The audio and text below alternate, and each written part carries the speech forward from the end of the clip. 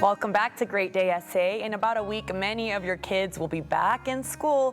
While it's an exciting time, it's also a stressful time for them. Here to help you navigate open communication with your kids is pediatric psychologist Dr. Ann Louise Lockhart. We always love to have you here. Thank you, Roma. It's good to be back. Absolutely. I can't believe it. You know, we say it every year, right? Oh, the summer went by already. But really, also as a stepmom now, I'm like, wow, we're here again.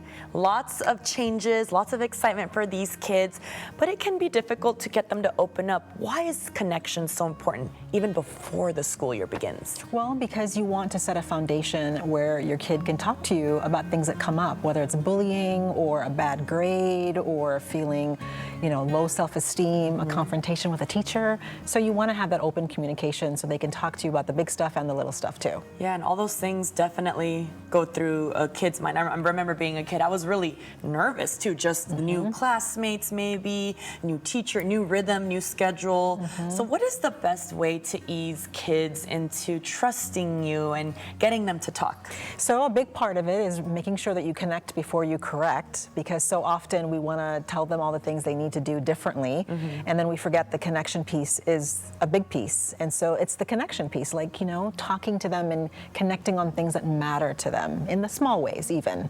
What if they say something and you're kind of like, you want to say, well, this is how I would do it, or da, da, da, da. I say that a lot to my coworkers. This is how I would do it. But it's like, you have to listen to what they're saying. Is that what you recommend? Yeah, absolutely. How do you navigate them without totally giving your, maybe almost coming off as a judgment, right? Yeah, well, you listen for the cues. I mean, when a kid is sharing things about what's happening, sometimes people jump in for advice, but maybe they're just venting and they're just wanting to vent. So you can just pause, and my husband and I joke about this, that we're like, okay, did you just want to vent, or did you want to hear what I thought about this thing? Oh, so you actually say that? Ask. You say that, okay. Because sometimes they're like, you know what, I kind of want advice on this, or they're like, no, I just wanted to vent. And so you feel that they are receptive to that type of question? Absolutely. I do this in therapy with clients. I do this with my own. I do this with my husband, with friends. Hey, with the husbands, ladies, let's practice and learn this. Yeah, absolutely. You want me to give you feedback? Because I'm about to give it to you. Right. Or did you just want to vent? Did you want to hear some advice? Did you want some education on this? Because people aren't always, you're not going to always give them what they seem to be asking for. So you just want to check in and ask. It's so hard, I feel like, when you're on the other end, when you disagree with something, or you just want to protect them and you want to just immediately react.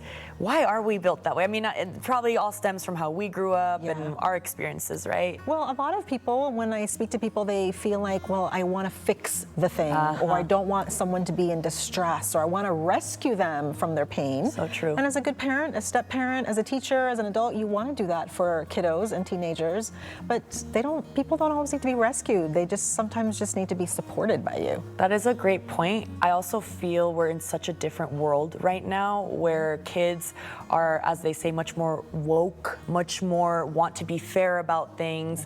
They want to be current. They want to do things even more different than the traditional ways. So I think there are some challenges there, but what you're saying can really help us navigate that conversation for sure. So what is one thing we can start doing today? So stop with, how is school? Okay. Stop with that question. Okay. It's very annoying to kids. Then I'm very annoying. Yeah, I am very It's very annoying. So rather than like, what was the best part of your day? Okay, I do that What's too. one new thing that you learned that really got you excited? Like who did you make friends with today? What's one thing you'd like to school me on? Like do something different, but don't just ask how was school. That's kind of a dull, boring question, and they really hate it. Usually I say 1 to 10, how was your day? Love that. And sometimes I'll say, what was the weirdest thing that happened? Just to kind of throw him off guard, you know?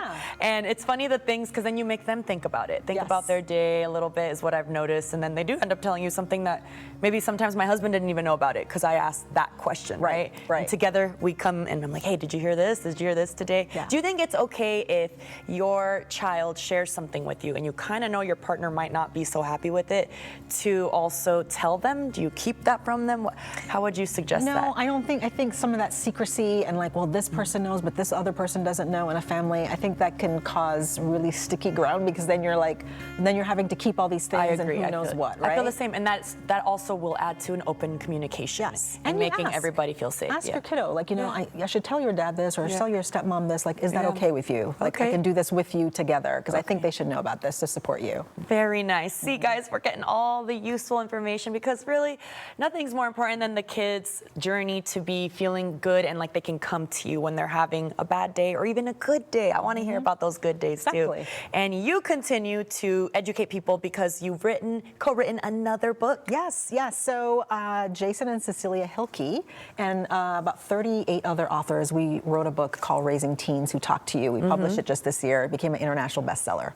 And I wrote a chapter in the book. Okay. So let me put it here. There it is. There we go. Raising Teens Who Talk to You. Wow. And it's great because it talks all about all different types of things for all the teen years in all the different areas. And it's available on Amazon now. Well, I appreciate that you really connect us with our kids, and really we try to better understand them. So I know that people can reach out to you on social media. She's a TikTok queen too. And if they want to purchase your book, how can they do that? Yeah, so they can just go to anewdaysa.com to find out more about the practice, A New Day Pediatric Psychology, or they can just go to Amazon and look up books from Dr. Lockhart. Thanks for being with us, Dr. Lockhart. Thanks. Great Day SA. We'll be right back.